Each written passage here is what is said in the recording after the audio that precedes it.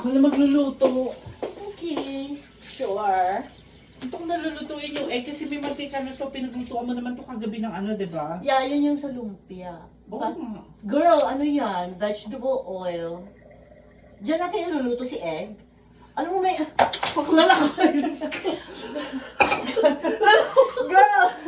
Huwag dyan si egg. Kasi meron tayong ano. So, kung bawat gusto mo- luto. Bawat lutoan may kanya-kanyang oil? Yes! Eto si Olive. Gusto mo si Olive or si ano? Pinapaiyak mo. Oil. Or gusto mo si ano? Avocado. Ayun din. Pero wag ito sa vegetable. Pinapaiyak mo. Pwede na yan. Gusto mo talagang ano? Yan Ano na. ba? Ano pagkakaiba ng virgin olive oil na mananaytay sa lalamunan mo? Oo, Sa talagang avocado. big time yun, girl. Big time yung ano. Dapat si olive oil. Tapos punasan natin ng ano. Para matanggal si oil. Matanggal. Hindi, papayat talaga ako dito. Nakakaloka. Ayan. Tatanggal. May kanya. Ayan.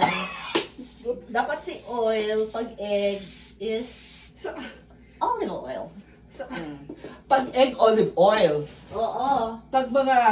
Hindi kasi si olive oil talagang healthy. Kaya ayan, damihan natin. Para ano. Hindi ko kinaya sigla.